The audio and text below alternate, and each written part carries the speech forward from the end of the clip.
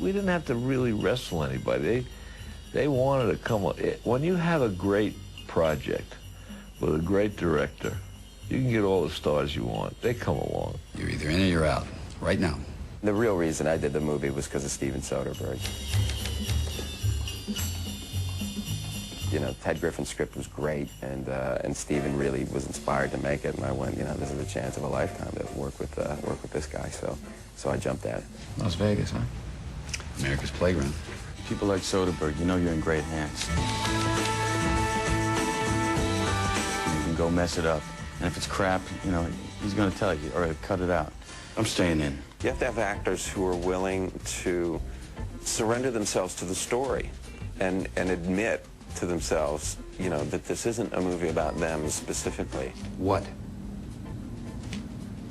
I need a reason. I don't see money. You see these ensembles sometimes where people are grandstanding and trying to steal the limelight from each other, and they're a disaster. They just kind of fall apart. And there's such a generosity of spirit on the set, and people were just giving these scenes away to each other, you know. Why do this? Why not do it? That's what we love the most about this film when you see it, is it's, you know, 13 actors, and they're desperately trying to give scenes to the other actors in the scene, because they don't feel as if they have to have that moment. Because the house always wins. Play long enough, you never change the stake. The house takes you. Unless, when that perfect hand comes along, you bet big, and then you take the house. I never, ever had anybody on this film pull me aside or pull Jerry Weintraub, our producer, aside and go, you know, I need a little more to do this. You know, I'm feeling like I'm not really in the mix as much as I need to be. Been practicing this speech, haven't you? A little bit. Did I rush it? Felt like I rushed it. No, it's good. I liked it. He's just one of those guys that is pushing the evolution of film, or the art of storytelling. He would never control the scene or manipulate us to put us into spots, or he always let all 11 guys just fall wherever they were comfortable. And then he built the scene around that. David Holmes, man, he's it, isn't he? He jumped on this one immediately before we even started filming, and that was one of the draws for me as well, man. That guy's fantastic.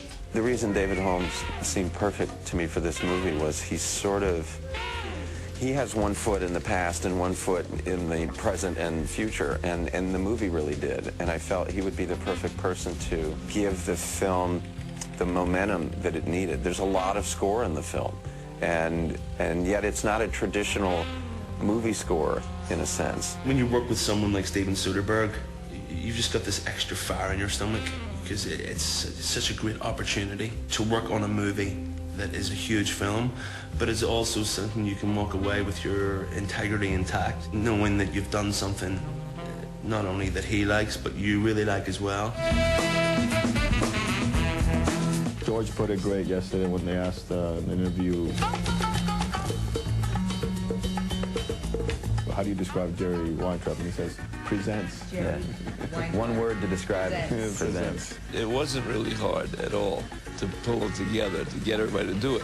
It was actually one phone call to each of them, and everybody said yes. No one does it like Jerry. I mean, he looks after his actors, his crew. I mean, you can imagine the logistics of this movie. This group of guys and women just put out a little vodka. It's like when you want to trap a little mouse, you know, you put the cheese and the peanut butter. We put out a little vodka, champagne, caviar, private jets, big yachts.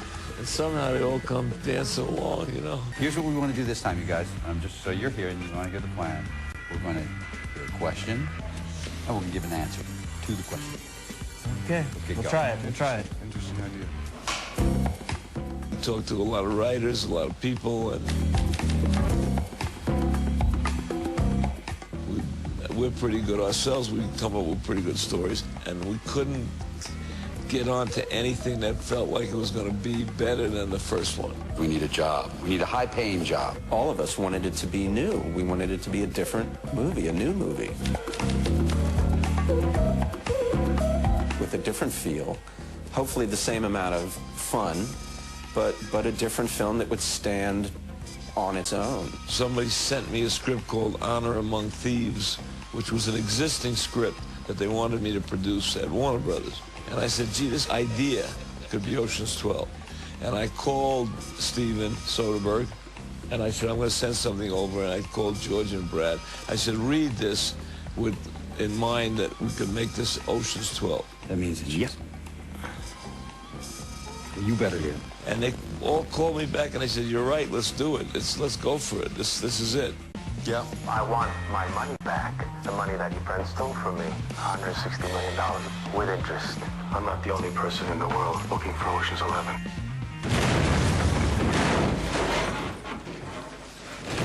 Huh.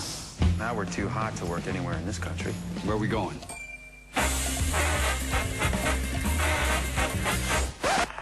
Were we in Amsterdam? This is the answer right here. Brad doesn't recall Amsterdam. Amsterdam. Remember the boats? He doesn't. You don't remember any of that? Every now and then I get like these Little weird flashbacks, yeah. Remember.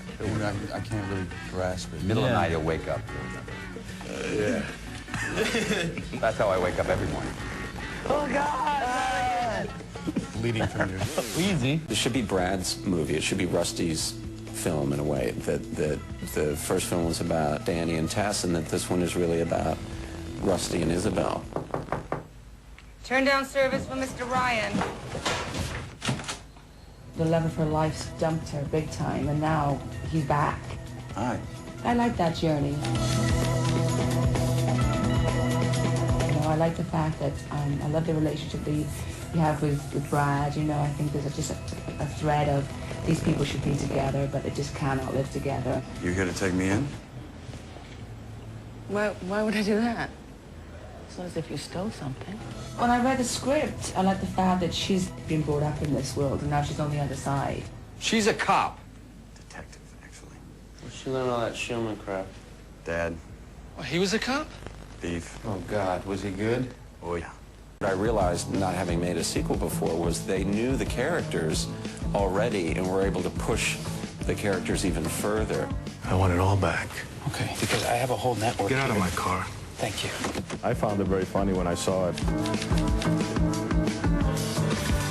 You know, as a whole, it's really more about the interrelationship between everybody and where they are in terms of the characters. It's sort of really accentuating the eccentricities of everybody. Hey, can I ask you something? You ever notice that If you're going to ask me a question, give me time to respond. Unless you're asking rhetorically, in which case the answer is obvious, yes. Okay, can I ask you? Yes. Thanks. It was kind of a natural progression of just, if you put us all together, we tend to move towards humor, I think. It's not in my nature to be mysterious. But I can't talk about it, and I can't talk about why.